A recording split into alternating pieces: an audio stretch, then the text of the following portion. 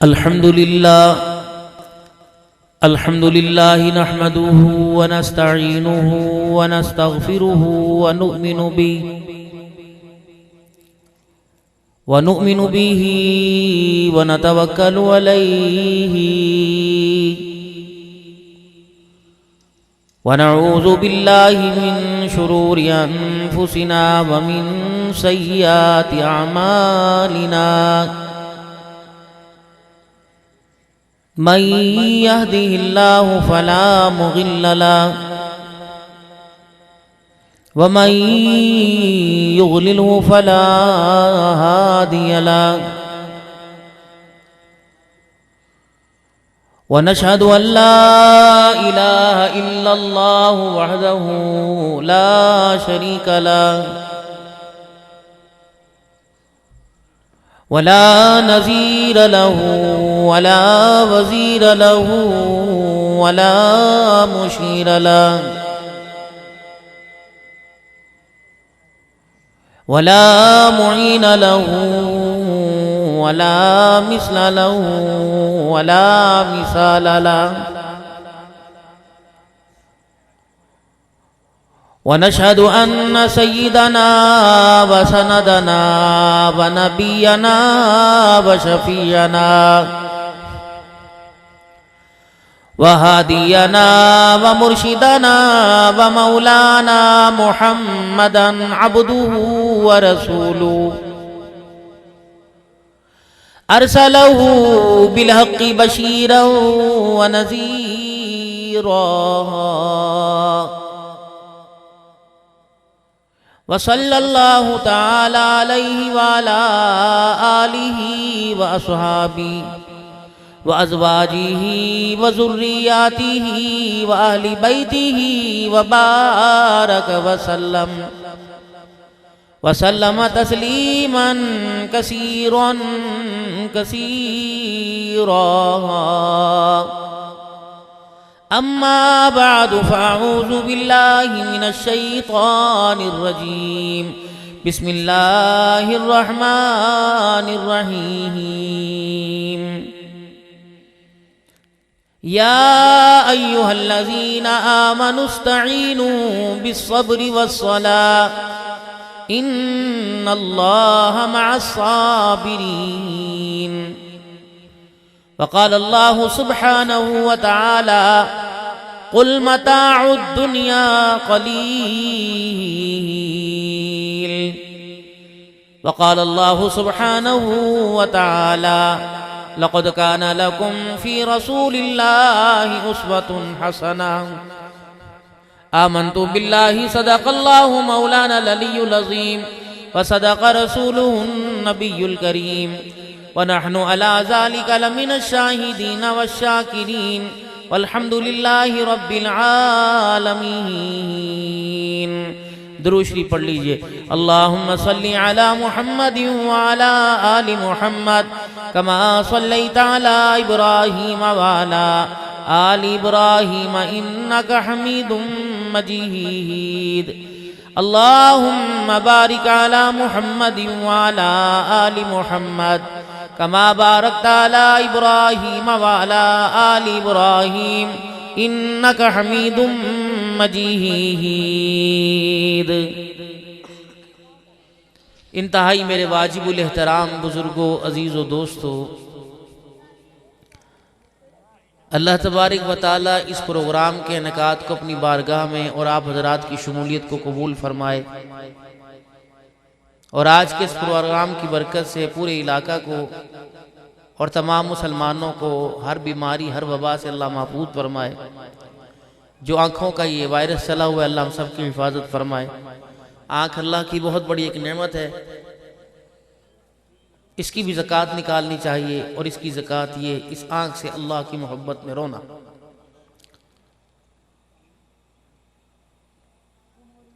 जब अल्लाह की मोहब्बत में ये आँख बहेगी तो अंदर के काफ़ी अमराज से इंसान को निजात मिलेगी।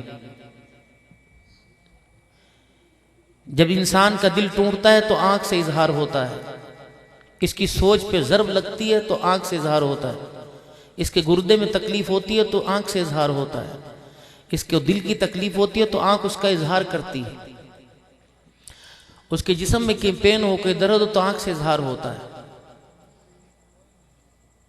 तो अंदर की इंसान की जो बॉडी, अंदर के जो इंसान के हिस्से हैं, जब इनको इंसान अपनी नालायकी की वजह से गुनाहों में मुलविस करता है तो फिर ये सारा बार जो इकट्ठा जमा दिल के ऊपर होता है तो इंसान अल्लाह के आगे रोए तो अल्लाह इसके अंदर के जितने निज़ाम को अल्लाह धो देते हैं, अल्लाह साफ कर देते हैं। मेरे मोहतरम दोस्तों बुजुर्गों, दूसरी मरतबा गालमन पहले मौलाना उबैदुल्लाह अनवर साहब के तवस्सुस से, तो इस मरतबा इनका अता पता मुझे कोई नहीं था, और जब इस घर के अंदर जहाँ पहले हमने बैठ के खाना खाया तो वहाँ पता लगा कि यहाँ पहले भी आए हैं।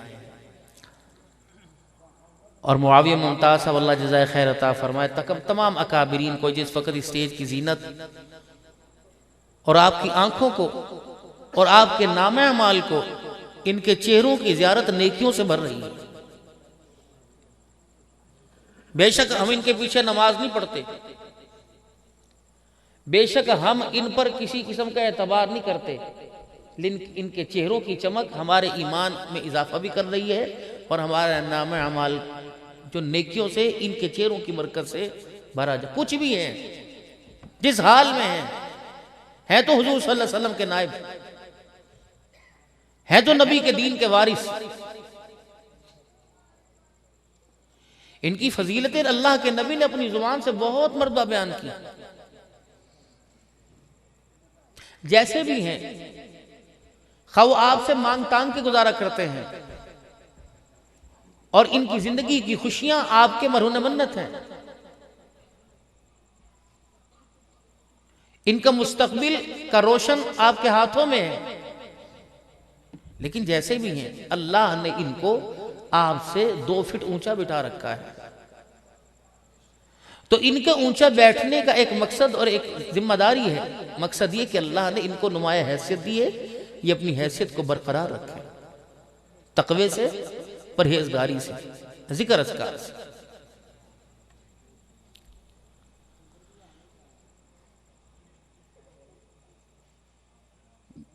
आलिम की शान है, उसके एक मनसब का जेवर अल्लाह का जिक्र है और किरदार की दुरुस्तगी, ताकि इलाके वालों में इसकी नुमाया पहचान हो सके। लोग इसको देख कहने के मौलवी आ रहे हैं, उनके दिलों और चेहरों पर अल्लाह रोब डाल दें इसके किरदार की बरकत से। कुछ चीजें ऐसी होती हैं जो किताबों से मिलती हैं और कुछ चीजें ऐसी होती हैं जो अल्लाह वालों की सोबत से मिलती हैं। माजरत के साथ अर्ज करूंगा, हमारे पास किताब इल्म तो इतना है, शेखुल हदीस हैं, शेखुल तफसीर हैं, मुफ्ती हैं और मुफ्ती शहर हैं, लेकिन सोबत से मालूम है।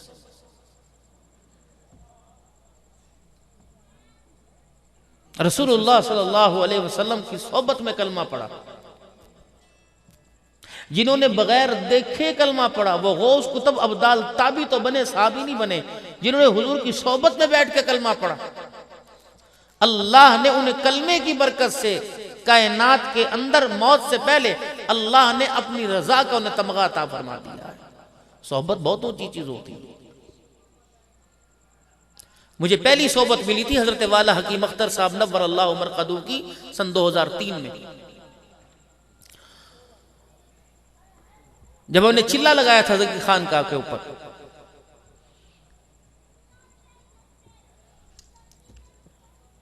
इंसान की हिदायत के 3 रास्ते इस वक्त मेन हैं जो खुले हुए हैं, एक मदरसा, एक तबलीग और एक तसव्वुफ। लोहा सोना भट्टी में जाता है, उसकी हैसियत और होती है, फिर वो सुनार के हथौड़े के नीचे आता है, उसकी हैसियत और होती है, फिर पॉलिश वाले के बुर्श के नीचे आता है, उसकी हैसियत और होती है। मदरसों के अंदर बनाई होती है, तबलीग में मजाई होती है और तसव्वुफ खानकाहों में अल्लाह वालों की सोबत में अंदर की सफाई होती है। मदरसों में आलिम बनेंगे, कारी बनेंगे, है जी, कारी अल-मुक़वी बनेंगे और शेखुल क़ुर्रा बनेंगे, शेखुल हदीस बनेंगे, मुफ्ती साहब बनेंगे। लेकिन जब तबलीग में वक़्त लगेगा तो फिर ये मुफ्ती साहब भी जो है वो लोगों के दरवाज़ों पे जाता नज़र आएगा। जब अल्लाह के रास्ते में वक़्त लगेगा तो फिर नज़म के सामान को सर पे उठाता हुआ फिर वो साथियों के लिए खाना पकाता हुआ नज़र आएगा, तंदूर पे खड़ा रोटियाँ लाता हुआ नज़र आएगा। तो वहाँ बनाई हुई, यहाँ अंदर की मजाई हुई।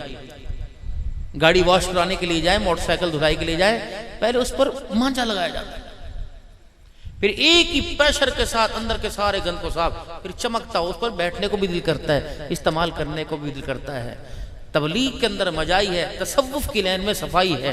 अल्लाह वाले की निगाह का जब छींटा पड़ता है, अल्लाह अल्लाह की ज़रब का हथौड़ा जब दिल के ऊपर लगता है तो अल्लाह अल्लाह की ज़रब का जो हथौड़ा है ये इंसान के अंदर बाहर को धो के रख देता है। जैसे हमारे यहाँ खान का मौजूद है दारुस्सलाम, और अभी सालाना रूहानी इज्तिमा आ रहा है, तो अपने बच्चों को लेके जाएं। ये कोई फुर्सत की औकात नहीं है। अगर 2 दिन का इज्तिमा है तो शामिल हों, तबलीग का सालाना इज्तिमा है तो आप शमूलियत फरमाएं। अगर नहीं जा सकते तो अपने बजट में से, अपनी पॉकेट मनी में से किसी ना किसी को भेजें अल्लाह के रास्ते में कि मैं नहीं जा सकता, आप जाएं। अमल वो करेगा, सवाब आपको बराबर मिलता रहेगा। देखिए भाई, जब आपके इलाके में आए, मेरे नौकर से आगे एक वो कौन सी उग्गो की बस्ती में प्रोग्राम था, मैंने वहां से 10 बंदों से पूछा, यार मेरे वहां पहुंचना है, कहां से जाऊं, इधर से जाऊं, इधर से जाऊं, इधर से जाऊं। हर बंदा सफाई सुथराई और अक्लमंदी का जवाब देकर रहनुमाई कर रहा था, हमारे पर एहसान कर रहा था, हमारे लिए रास्ता हमवार किधर से जाए। फिर भी रास्ते में अगर रुकावट आ जावे तो फिर हमारे मुकद्दर की बात है, नसीब की बात है। तो ये जो मराकिज हैं, ये खानकाहें हैं, ये इंसान को सीधे रास्ते की तरफ, और वो रास्ता जो शॉर्टकट अल्लाह के पास पहुंचता है, रसूलुल्लाह सल्लल्लाहु अलैहि वसल्लम की ताबेदारी में पहुंचता है, ये अल्लाह वाले उन रास्तों पर इंसान को डालते हैं, वरना इंसान तो भटकता रहता है। मेरे किताबें पढ़ने वाले आलिम नहीं माना करते, बड़े आलिमों को किताबें पढ़ने वालों को भटकते भी देखा है। कुरान कुरान है, उसके ऊपर जुज़दान ना भी चढ़ाएं, गिलाफ ना भी चढ़ाएं, फिर भी कुरान है। लेकिन गिलाफ चढ़ाने की बरकत से वो दस्त से, गर्द गुबार से जो है वो महफूज होता है अल्लाह का कुरान। कोई नापाकी की हालत में, नापाकी है कि वुजू कोई नहीं से हाथ लगा सकता है, इसी तरह अल्लाह की मोहब्बत का गिलाफ चढ़ाते हैं अल्लाह वाले। दिल तो दिल है, इन पर अल्लाह की मोहब्बत का गिलाफ चढ़ाओ मेरे प्यारे। और अगर दूर नहीं जा सकते तो अपने मां बाप की सोबत में बैठिए। आपको किसने कह दिया कि मां बाप सिर्फ मां बाप है? ये कोई वली से कम है? बड़े बड़े वलियों की विलायत इनके कदमों के नीचे। क्या रिशाद फरमाया रसूलुल्लाह सल्लल्लाहु अलैहि वसल्लम ने? आपने नहीं फरमाया था कि वालिद की दुआ आसमान तक, अल्लाह तक पहुंचने में कोई चीज रुकावट नहीं बनती। जिसकी चाहे अल्लाह दुआ रद्द कर दे सिवाय वालिद के पहुंचती। मां के कदमों तले जन्नत है, बाप के हाथों में कबूलियत है। हमने कभी बाप से दुआ करवाई नहीं, इनको तो समझा हमने बोझ। दोस्तों में, होटलों में, घरों में, बीवी में, बहनों में मां के आगे बाप के शिकवे किए। अम्मी तू समझा, अब बहनों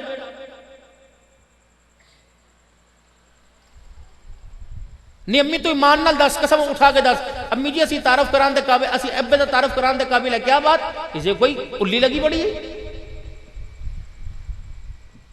ये खुदा की वो नेमतें हैं, अगर इसने इस नेमत को किसने ठुकरा दिया तो दुनिया से भी जाएगा और दीन से भी जाएगा। हमें इनकी कदर नहीं है। सीरत ये नहीं कि मैं खड़ा होकर 2-4 शेर आपको सुनाऊं और हुजूर को मक्के में पैदा करवाऊं और अम्मा आमना के जरिए हलीमा के जो वेड़े में पहुंचाऊं बनु साद में, और फिर वहां से लाऊं, फिर यतीम हो जाएं, फिर अम्मा छोड़ के चली जाए, फिर जवान हो जाएं, फिर ऐलान नबूवत फरमाए और ताइफ की गलियों में फिर मिराज पे पहुंचा दें, फिर मिराज से नीचे ले आए, फिर मदीने में जाके गार में कभी सिद्दीक की गोद में सुला दें और कभी मदीने में रोजाना। ये कोई सीरत है? ये तो मेरे नबी की जिंदगी है। मकसद जिंदगी क्या है?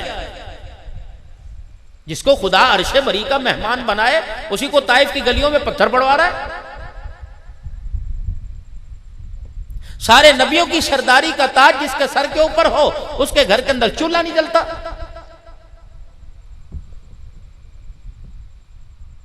जिसकी कंधे पर रिदा चादर की कसमें खुदा मुजम्मिल मुदस्सिर के अल्फाज में उठाए। बिलाल दरवाजे पे खड़े और कह रहे यार रसूलल्लाह नमाज के लिए तशरीफ लाए।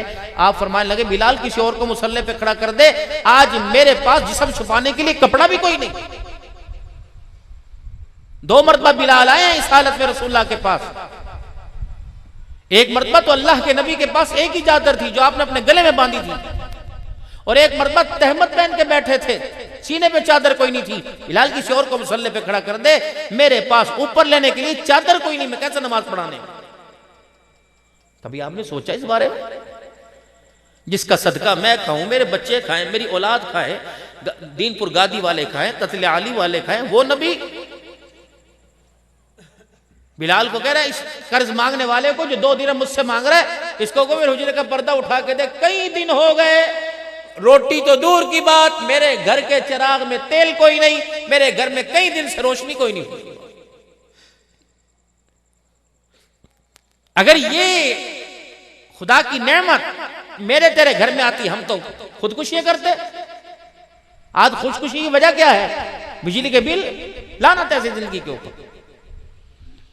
आज खुदकुशी की वजह क्या है कि रोटी कोई नहीं। ये तो मदीने के किसी घर में थी नहीं। बदर के जब कैदी कैद होकर मक्के के सरदार आए, रसूलुल्लाह सल्लल्लाहु अलैहि वसल्लम ने 70 कैदियों के बारे में फरमाया, इनको लेके जाओ साहबा अपने घरों में। यारान मुस्तफा में से एक खड़े हुए, कहा जी ये मेरे हिस्से में। और हालत यह थी घर में कई दिन से फाका था, और उस दिन इत्तफाक से किसी घर से, किसी दोस्त यार के घर से पड़ोस से रोटी आई थी, और इतनी थी कि 2 थी। बीवी से कहने लगे हुजूर का मेहमान है, और आपने फरमाया खूब इनका इकराम करना। दावत नहीं, कलमा पढ़ने की आवाज नहीं लगाई, अरकान इस्लाम बुनियाद इस्लाम नहीं बतलाई, अपने घर की दावत पर लेकर दस्तरखान पे बिठाया। मक्के का सरदार कह रहा है कि आप तो मुझे रोटी खिला रहा है और खुद भूख लगी दरख्त के पत्ते मेरे सामने बैठ के चबा रहा है। इतने भरावां कितने दईए, ले हुण तू भी सिर ते आके बह गई है, तेन नहीं पता छुट्टियां गुजारन इत्थे आ गई, साडे घर ते अगे परेशानी है। एक हुकूमत ने सानू मारता, तू न्याणे लैके आ गई, चल कल्ली आ जाती, पुछ के ते आना सी। ये बहनों को ताने दिए जा रहे।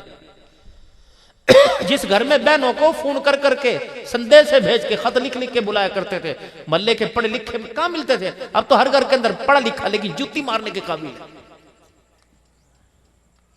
जितनी तालीम का म्यार बढ़ता जा रहा है, उतने कपड़े उतरते जा रहे हैं। जितना ऊंचे स्केल में जाएगा, BA MA में जाएगा, वो शलवार तार के चड्डी पहन लेगा। हम पतलूनों को रो रहे थे। जितनी मेरी बेटी पढ़ाई के अंदर आगे बढ़ेगी, उतनी ही अपने कपड़ों से बाहर होती जाएगी। माँ को माँ नहीं समझती, बहन को बहन नहीं समझती, भाभी को भाभी नहीं समझती। और क्या है नाम, क्या है फातिमा बतूल, नाम क्या है आयशा सिद्दीका जी, नाम क्या है ज़ैनब रुकैया। शर्म नहीं आती इनका नाम अपने बेफारम पर और पैदाइशी सर्टिफिकेट पर लिखवाते हुए।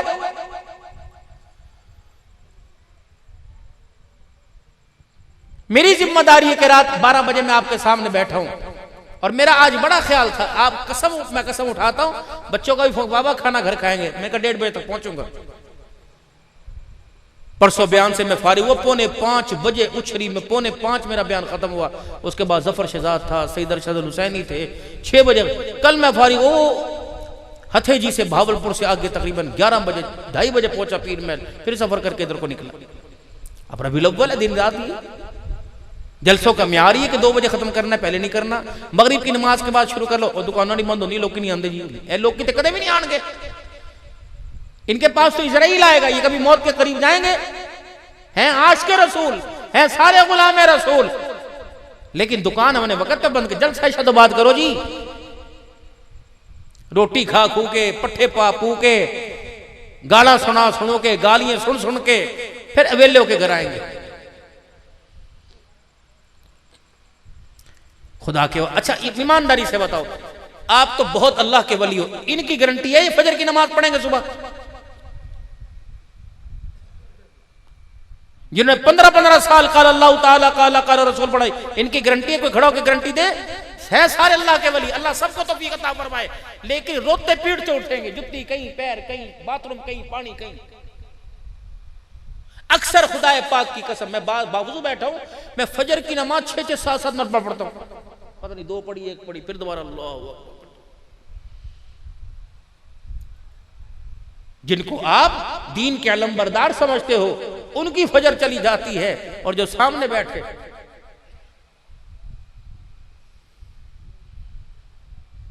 4 घंटे 5 घंटे जलसा हुआ और फिर फजर की नमाज कज़ा हो जाए, ताज और तख्त में नबूवत और नारे तकबीर के नारे लगाने के बाद फिर भी फजर की नमाज के सजदे से मारूम रहे, ये सीरत है। मैं बड़ी सोच विचार में था, मैंने कहा यार क्या बात है, अब्दुल हन्नान के बच्चे भी कुछ हैं, वो भी कुरान पढ़ के बोल रहे। मेरे हाथ में भी लाठी थी, मारता 2-4 अपने बेटे को।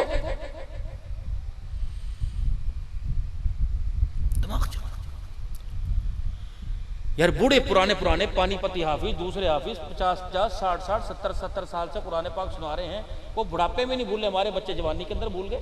वजह क्या बन गई?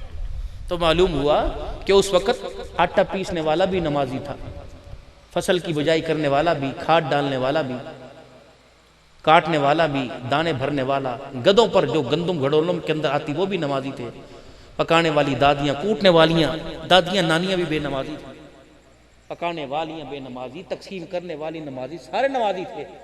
फिर बच्चे को भी कहती नमाज पढ़ के आप पहले मस्जिद के अंदर, बच्चियों को भी साथ खड़ा करती थी नमाज पर।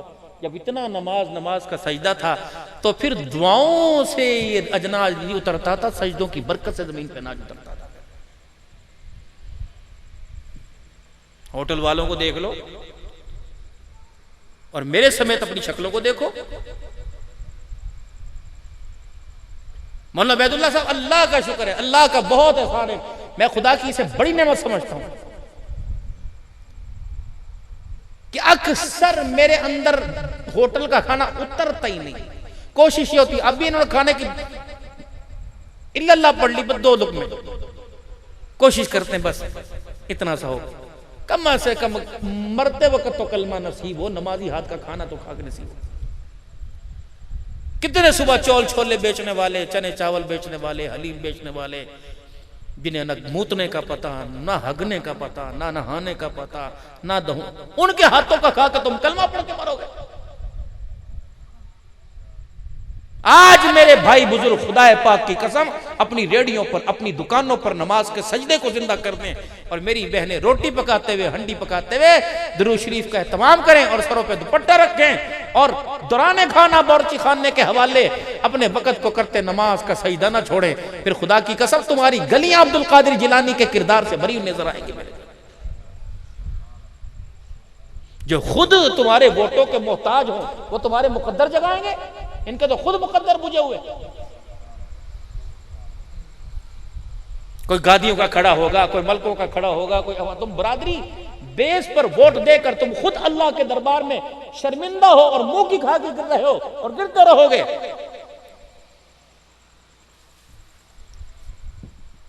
जो हुक्मरान इस मुल्क, हमें नहीं पता कौन सी पार्टी से, जो हुक्मरान इस मुल्क को लूटते हैं, तुम्हारे वोटों की नतीजा तुम्हारे वोटों का। अभी इलेक्शन होगा और इस इलेक्शन पर सिलेक्शन होगी, गलियां पक्की कराओ जी, नालियां पक्की कराओ, सोलंग लगवाओ जी, ये म्यार है तुम्हारे वोट का।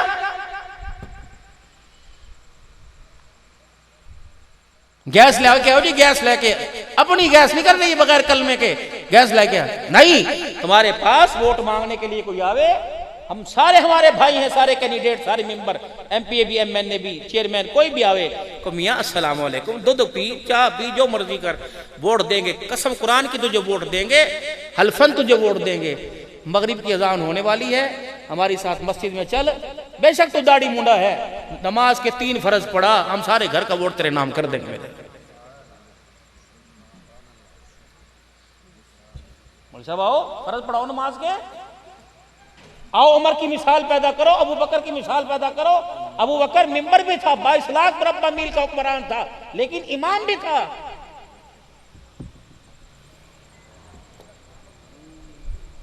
अपनी जिंदगी के साथ 1965 का जो जज बना था और रिटायर हुआ था। उस रिटायरमेंट के ऊपर उसने अपनी कलम के अंदर जो स्याही थी रिटायरमेंट के दिन वो भी निकाल के हुकूमत के खाते में जमा करा दी थी। मेरे हज़रत उमर रजी अल्लाह ताला अन्हु के पास उलमा नहीं बयान करते, हज़रत अली रजी अल्लाह ताला अन्हु मिलने के लिए आए। उमर रजी अल्लाह ने पूछा, बता भाई कोई हुकूमती काम है कि दोस्ताना माहौल है? क्या दोस्ताना, कुछ गपशप करने के लिए, कुछ दिल बहलाने के लिए। फरमाया ठहर जा। उठे और जो चिराग जल रहा था वो बुझा दिया, जो बुझा था उसे जला दिया। अली कहने लगे क्या हुआ? फरमाया ये चिराग का तेल बैतुल माल हुकूमत के पैसों का था और ये चिराग का तेल उमर की अपनी कमाई का है। मैं डर रहा हूं हुकूमत के पैसों के तेल का चिराग जले और बातें अपनी करें, कयामत के दिन ये मुलाकात का वक्त खुदा के दरबार में पकड़ का जरिया ना बन जाए। तब तो बकरी शेर एक जगह पानी पी के बैठे, तब तो दुर्रा जमीन पर मारा और पहाड़ और जमीन से निकला हुआ तेल ऊपर आया। तब तो या सारियतुल जबल का कहा और हवाओं के रुख फिर गए और हवाओं ने आवाज उमर की काफिले तक पहुंचा दी। रियासत मदीना का बैकग्राउंड नहीं देखते?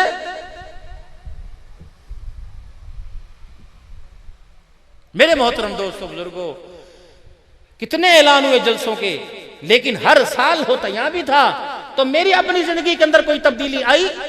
क्या मेरी दाढ़ी का बाल बढ़ा? उतने का उतना।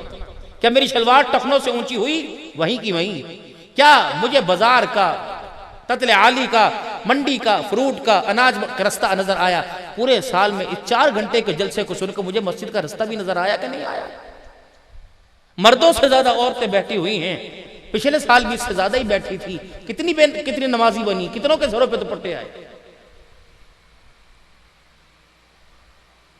एक अहाता मौजूद है जन्नतुल बकी के अंदर, जनबी का घर आराम कर रहा है। अल्लाह की कसम पूरी कायनात के ऊपर इतनी रहमत नहीं बरसती जितना मोहम्मद के आहले बैत पे रहमत खुदा की बरस रही है। मेरे प्यार, पूरी कायनात के कब्रिस्तानों पे नहीं बरसी थी, वहां बरस रही।